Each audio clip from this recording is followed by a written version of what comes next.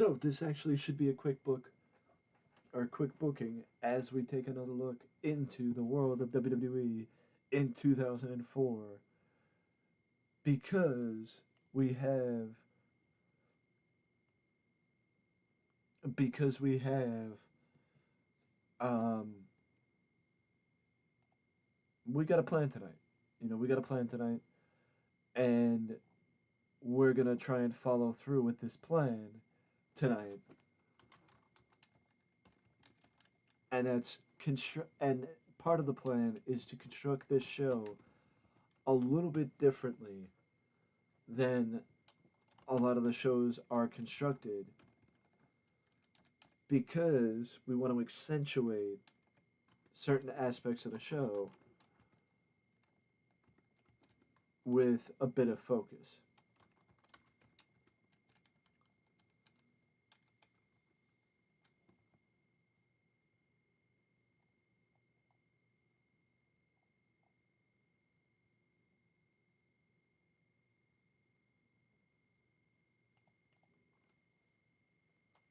Uh, Wait, I can look. That's one thing I like about this game is that even if you don't remember a certain segment, that you can look.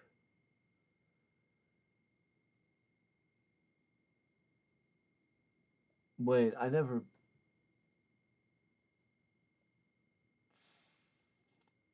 I don't think I ever patterned out who would be in the four-way. Yeah, I don't think I ever patterned out who would be in the four-way.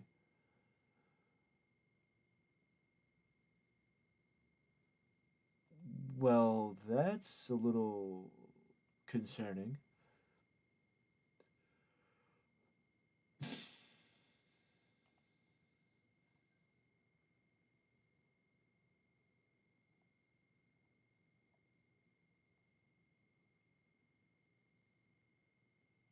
I mean, it is and it isn't.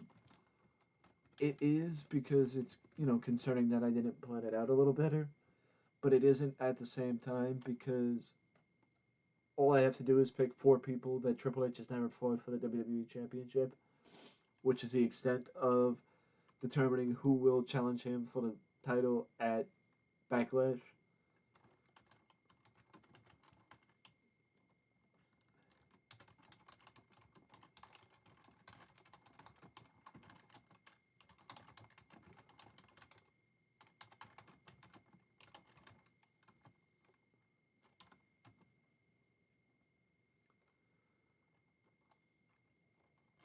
Then the ring begins to fill up pretty fast. Let's see, because I was actually instructed. Here we go. I was gonna say I was actually instructed that you could easily change. That you can easily change people in certain segments just by clicking a road agent note, and I didn't realize that that's how you do it, pretty much. So I um so I wait.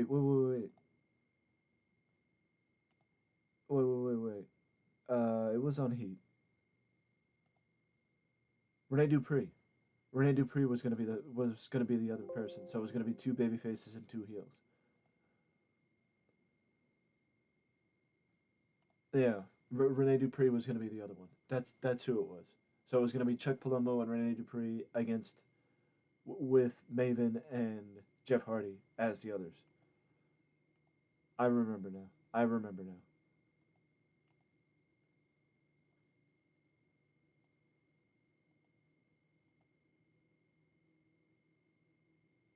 Garrison Cade seems to compete a lot, to be honest with you.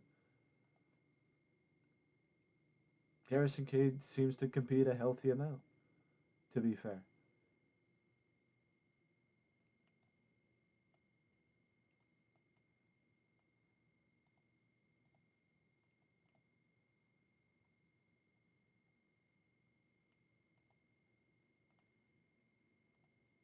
We'll open it up with RVD against Garrison Cade, and RVD defending the championship again this week. He defended it last week against Scott Steiner, and he'll defend it this week against Garrison Cade.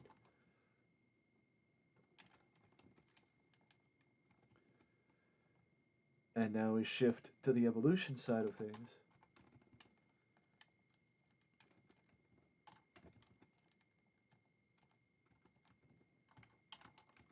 Randy Orton's been a busy man, and he's going to be a busy man because he now has. Well, actually, Jericho's the one with beef with a few people. Randy just has beef with Jericho, but I'm taking a slow approach building that up because Randy just got done with something with helping Rick with Shawn Michaels. So maybe we'll keep on with that. I'm not sure.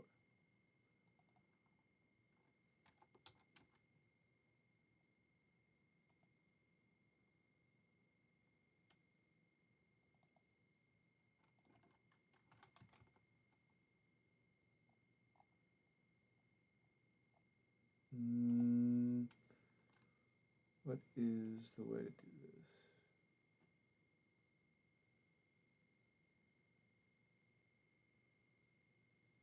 We'll go with charisma. Yeah, we'll go with charisma.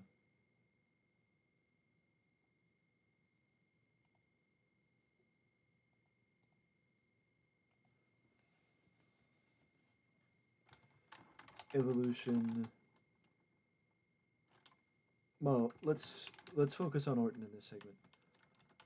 Triple H mentions the four-way tonight, and Orton runs down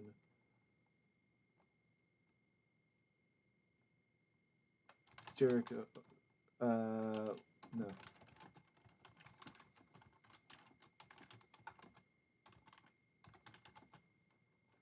But then from nowhere, the rookie from last week, Chase Stevens. You know what? Actually, let's save that. Let's save that. Let's save that. Let's do it a different time. Let's do it a different time. That's not the time. That's not the time. I'll explain it. I'll explain it later. I'll explain it later. So actually, we can pull this back. I'll explain it later.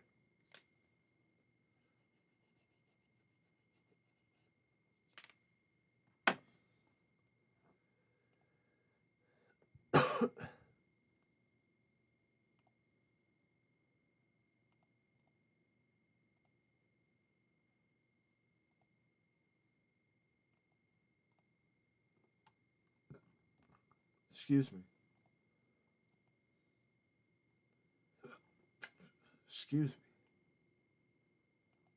I love I love eating Domino's, but at the same time, Domino's makes me burp.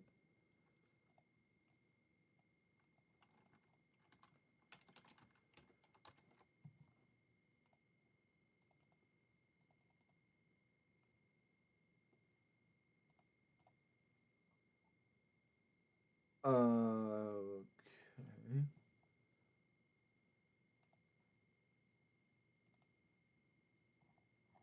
And then we switch over here.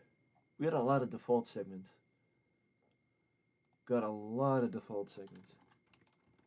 And then this, see the the toughest part is this, that it's learning the right way to run this because yes, there is a pay-per-view this month. There's actually a pay-per-view next week, that being Judgment Day. But how the original brand split went was Raw had one set of pay-per-views, SmackDown had the other.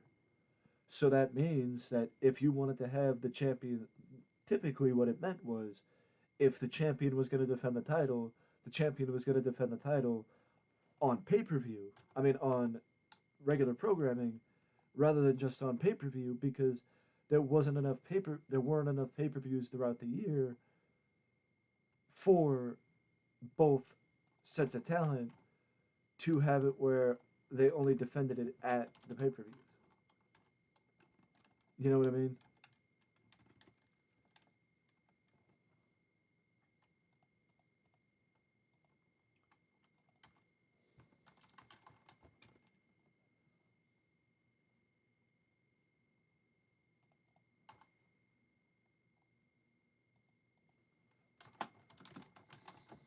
tonight, it doesn't matter if it's Jericho or Jeff Hardy.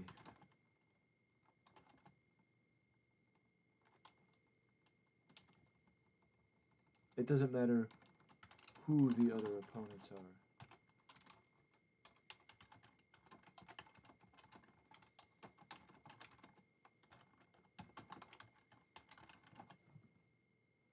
We will be the number one contender. Because Jake Roberts got brought in initially to be a wrestler and go on one last run, have one last run, go out on his terms, that type of run. But instead, I brought him in and changed the plans, had him work as the manager to Chuck Palumbo. Because Chuck just got drafted over to Raw, and I wanted him to establish a new identity, so I used Jake Roberts as a way to allow Chuck to establish a new identity, because I figured, Jake Roberts was a good way to get somebody to, a veteran, a legend like Jake Roberts was an easy way to get somebody to establish a new identity. You know what I mean? Might have just been me, but that's just my perspective on it. Maven, Renee, and Chuck Palumbo.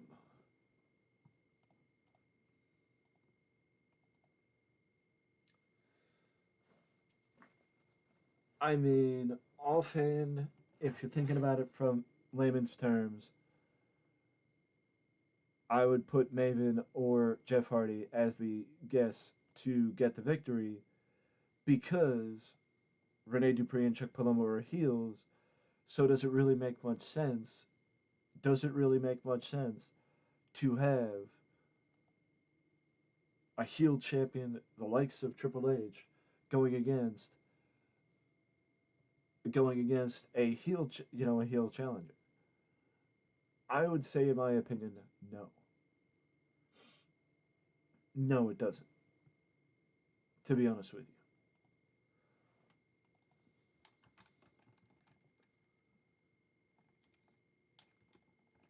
you. To be honest with you, no, it doesn't.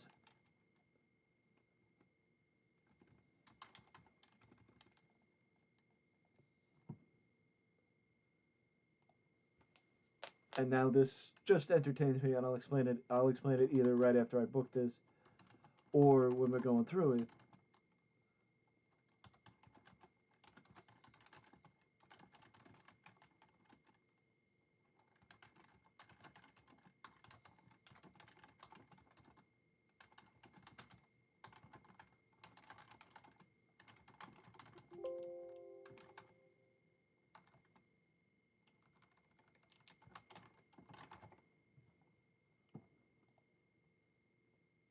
Of course, we ran out of space, but um, I'll explain it when we go through. I'll explain it when we go through.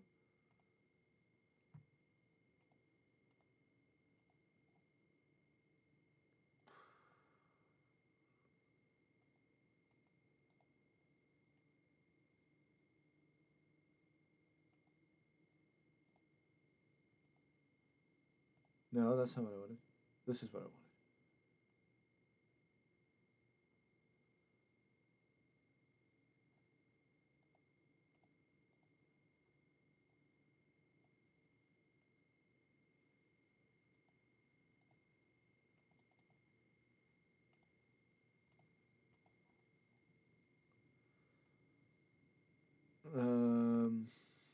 Hmm.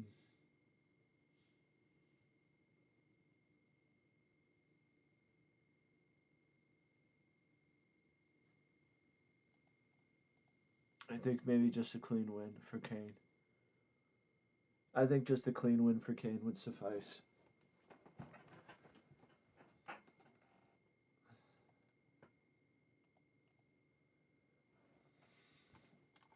That's just me. I think just a clean win for Kane would suffice.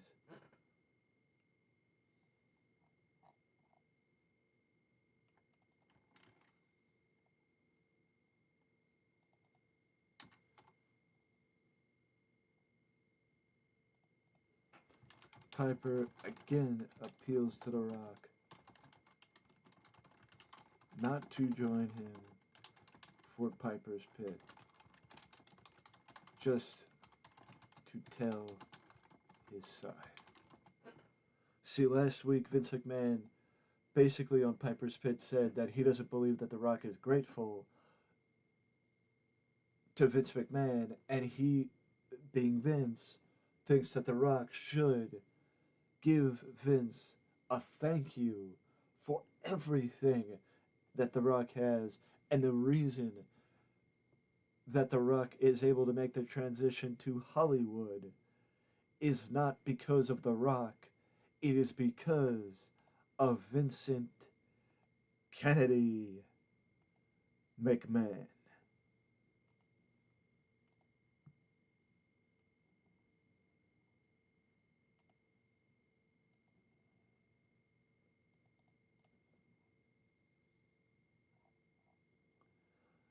So now they're trying to get The Rock to come back because of that.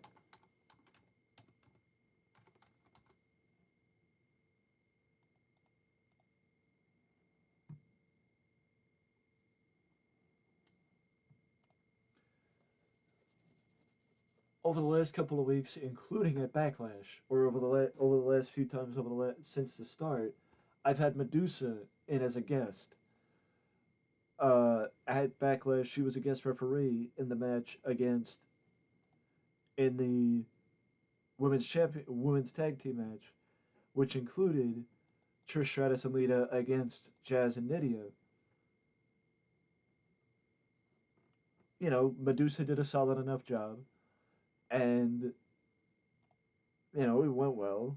So I figured, why not again try and get her to come back. But since then, Jazz and Nydia have been trying to provoke Medusa into returning, and now tonight, impersonating her, they may have crossed the line. You wonder if that's going to get the attention of Medusa. It will. Wink, wink, nudge, nudge. It will.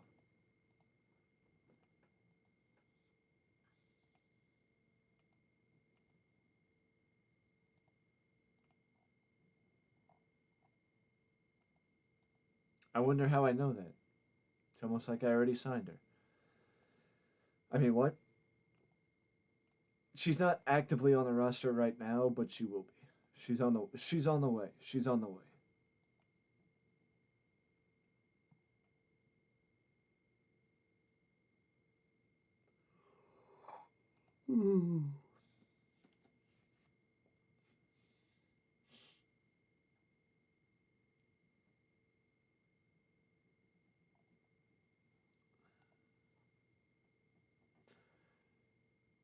You know, the frustrating thing is when you're trying to find a babyface to actually compete, and most of the babyfaces are not able to compete because I think Bob Holly just fought Kenny King. Yeah, he did.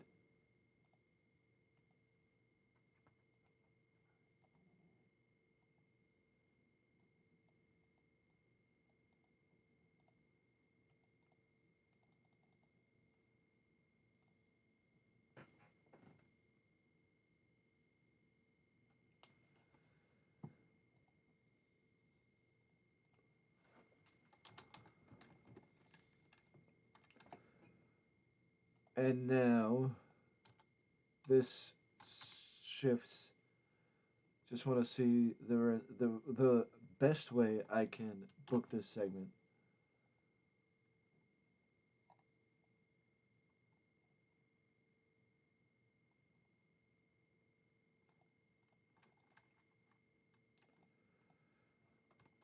Kenny King goes to Lawler and wants an explanation.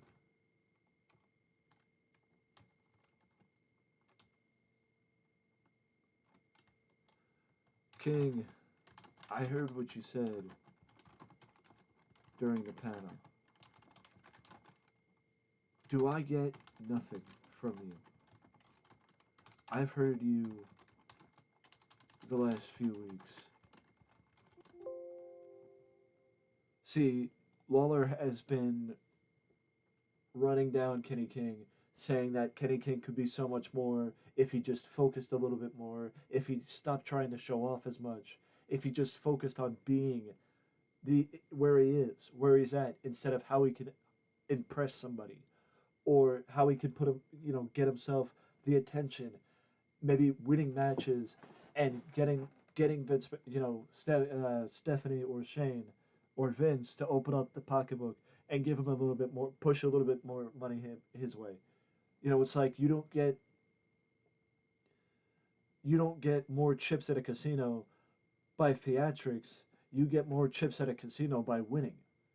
So that's what Lawler's trying to say, and Kenny King, because also we had a Legends panel on Heat and on Velocity, where the Legends discussed who they thought would be how bright the future is at WWE, and who they thought is in the future, and also who they wanted to see a little bit more from, and that Lawler picked Kenny King exactly, which Kenny King took exception to, not just being told that, but also he took exception to the fact that it wasn't the first time that Lawler called him out.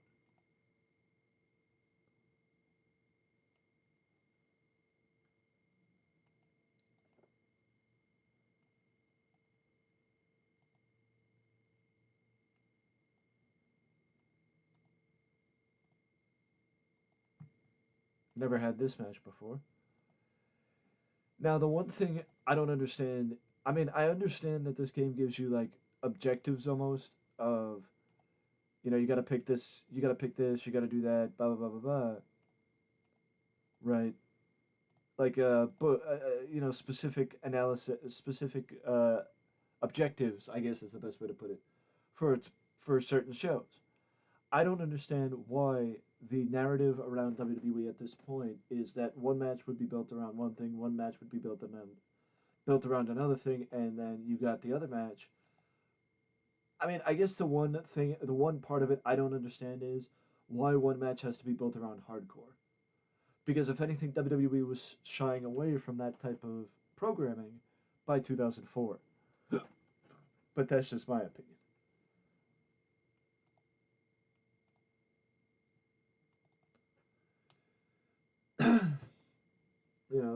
That's just my opinion. That that they were shying away from it by 2004.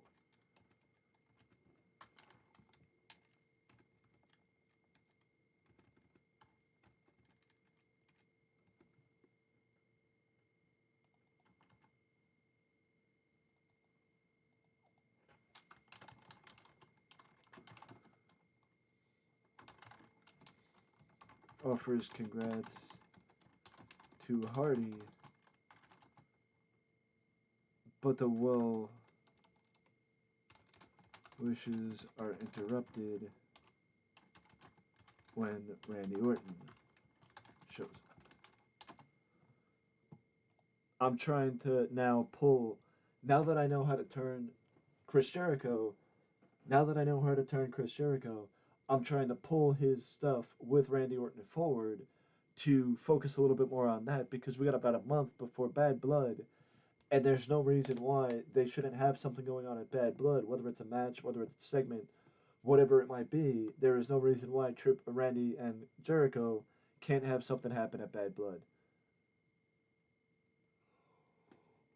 There's no reason why they can't do something together at Bad Blood.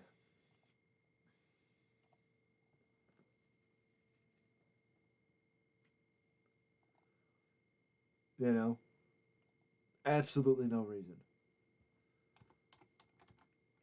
And just because I'm curious, I can't do that. Of course, I can't.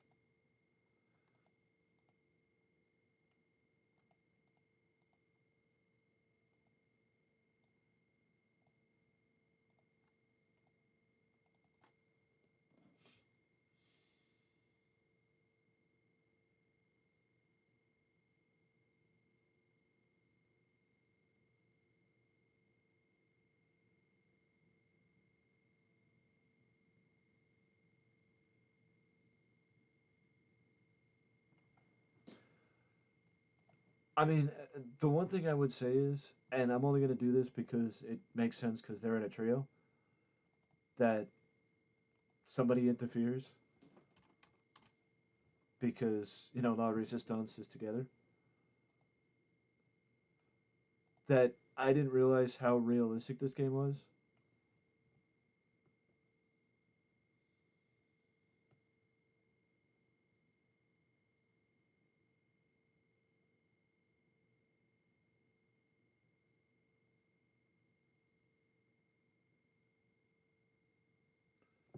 Where, you had to, like, they force you to take the realistic approach almost to this game, in my opinion. They almost force you to take the realistic approach to this game, in my opinion. By that I mean you gotta take your time, you gotta build stuff up, you gotta do things a certain way, and if you don't, you will regret not doing them that way because you will gain more if you take your time and take it slow and develop things and try and think about it from a real life point of view as opposed to thinking about it from a simulation point of view or a gaming point of view.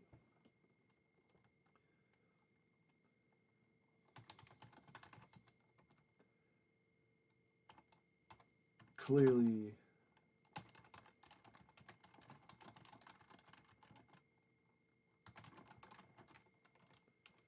out of respect,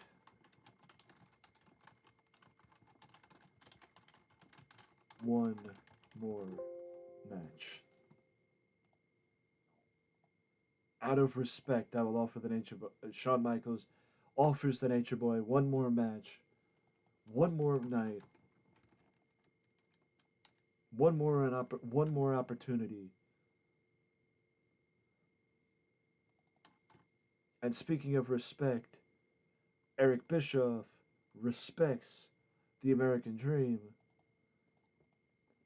but somebody who doesn't is the Legend Killer.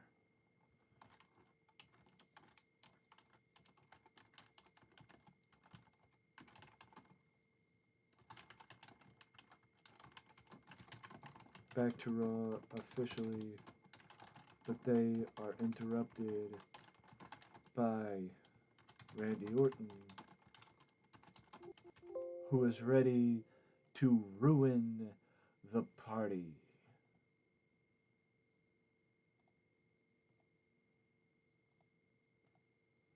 I'm not going to necessarily say that Randy's going to, you know, cause problems and injure Dusty, but I won't say that he won't. Maybe I would probably say no, he's not going to because that's something I would probably want. Like maybe if they do a single segment, because it would kind of like if he's here for Bischoff and Randy attacks him, then that would force Bischoff. It would force Bischoff's hand. Yada yada yada yada yada. Because it would make Bischoff seem like an idiot if honestly, it would make Bischoff seem like an idiot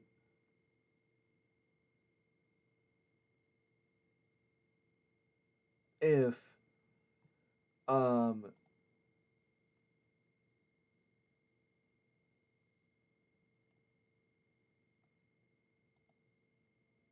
it would make Bischoff seem like an idiot if um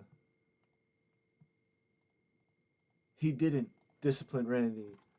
I don't know why I was so caught up on my words that it would make him look like an idiot if he did not discipline Randy after Randy does something like that. You know what I mean? Like, you know, Dusty's here as his guest and Randy comes out, attacks him, beats him down, blah blah blah blah blah blah blah blah.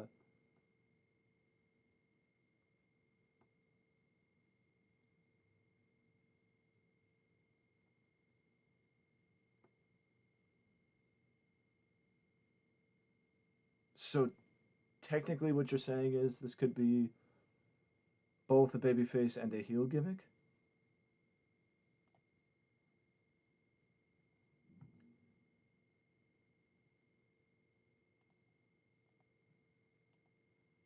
So maybe we keep it as his gimmick. That's what I like. I like the fact that RVD is able to get good matches, solid matches, and also I just want to point out that we were at the Long Beach Arena in Long Beach, California, and I'm pretty sure 13,500 is in fact a sellout. So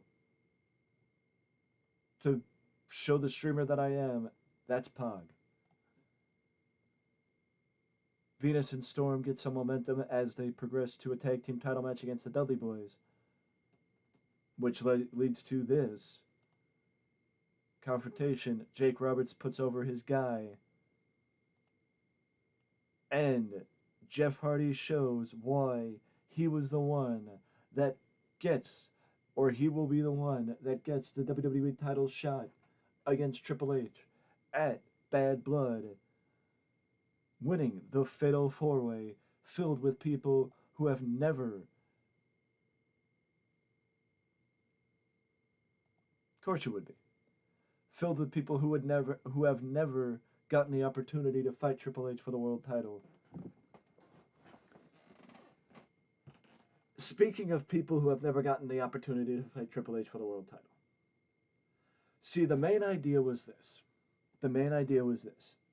Triple H has beaten Shawn Michaels, Triple H beat Booker T. So outside of Rob Van Dam, there really isn't any top baby faces on Raw, which is one of the reasons why I'm turning Chris Jericho, because Triple H needs more baby faces to go through. But the idea was to get somebody like a Chase Stevens, have them come in for a night or two, and do a feud with Triple H, sort of like, or a monthly feud with Triple H, sort of like people did with Shane Douglas in ECW. And that's where this idea came from. The reason why I picked Chase Stevens is because he was the first guy on free agency to stick out as somebody that was maybe buildable because of his charisma. Most people that I saw were like, they could get there if you pair them up with the right person. They could get there. This could happen, that could happen. But Chase Stevens had enough there, skills wise, that he could stand on his own. That is likely because Chase has stood on his own, or maybe it's just because of how long he's been at it. I don't know. I also like Chase Stevens' trainer in Tracy Smothers. I love Tracy Smothers, so that could be also another reason. But either way, Chase Stevens, picture this segment: Triple H and Ric Flair are watching the monitor, watching the end of the Fatal 4-Way, and Jeff Hardy winning. And then when the camera pans out to show, like, Triple H, the locker room where they are, and you're wondering why it's panning out, and then you see Chase Stevens sitting in one of the chairs, also watching the match with Evolution. And once he's noticed, once Triple H and Ric Flair see him there, and Chase is like, well, this got awkward. I think it's time for me to go. And Triple H and Ric Flair are just sitting there stunned at the lack of respect from Chase Stevens. That they're stunned that Chase Stevens has that little respect for Triple H and Evolution. But that's a sign of things to come, because I just want to point out, I'm glad that actually worked, where the Medusa, Nydia, and Jess feud was pushed, because the last time I did something like that, it wasn't. So I'm glad it worked this time for whatever reason. Or more than likely, it just wasn't a feud when I pushed it the first time. So, but the reason why the Chase Stevens thing is going the way it is because when Chase Stevens debuted last week, he was in the room with Eric Bischoff, and the meeting with Bischoff was interrupted by Triple H, and Chase Stevens took exception to the lack of respect from Triple H, interrupting his meeting with the boss, and basically saying, look, I'm here too. You got your chance. Walk outside and wait for me to be done. I'm in a meeting with him right now. He's busy. Leave us alone. You know, like not thinking that the world champion could do what he wants. But now we move to Kenny King with Jerry Lawler, as I explained when we were going through it. Lawler making comments about Kenny King, about how he, you know, I mean, you know Kenny. If you've seen Kenny King in the ring, you know how he acts, his in ring style, and you know why somebody like Lawler would point out holes in his in ring style. That's just my thoughts on it. Like Lawler's saying how he would be better if he just focused more on finishing the match and getting the win as opposed to looking good doing it. Doing this 450 splash or doing this big splash or doing this, you know, highly executed dropkick or big cross body block or whatever the case may be, focusing on the moves and focusing on just doing the basics and doing the basics well because that's what Kenny King does. I mean, Kenny King even impressed me in Tough Enough. Kenny King even impressed me in Tough Enough by how well he did the basics. So let's see if this works. Let's see if this works. It should. And Chris Jericho's now a babyface, so that opens the door for his feud with Randy Orton to take center stage now. But also, I got another top star babyface next to Booker T and Shawn Michaels on the Raw brand because Jeff Hardy is just got back. Jeff Hardy legit just got back. He got fired, I think it may have been last year or late 2002 when Jeff got fired because of failing the drug test and not wanting to go to rehab.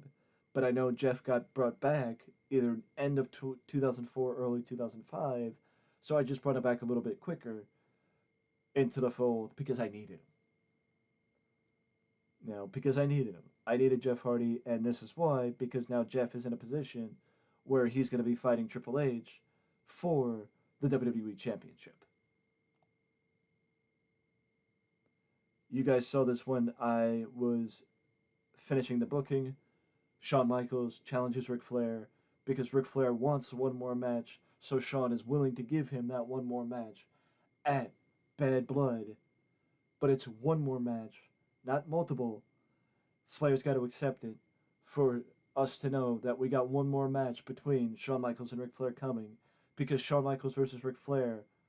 I wish I could click in and show you, but Shawn Michaels versus Ric Flair is the one and only match. I may actually include it here, but we'll see what happens. It is my first match that I actually could say I got a 100 in WWE in TEW.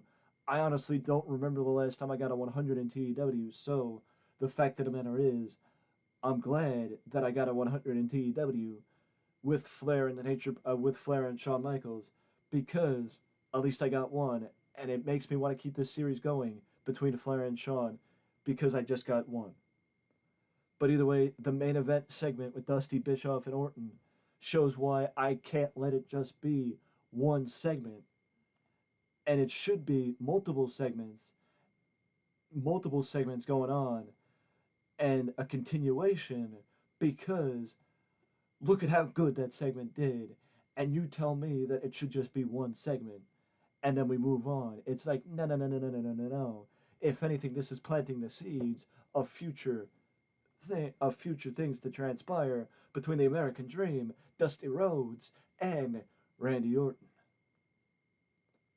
But an angry Bischoff is somewhere in between.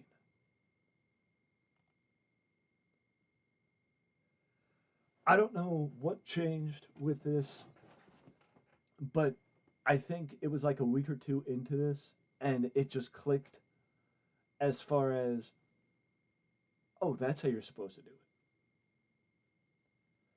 it. You take care of the backstage rating, you take care of the talent, you figure out the right way to do it, and you follow it along.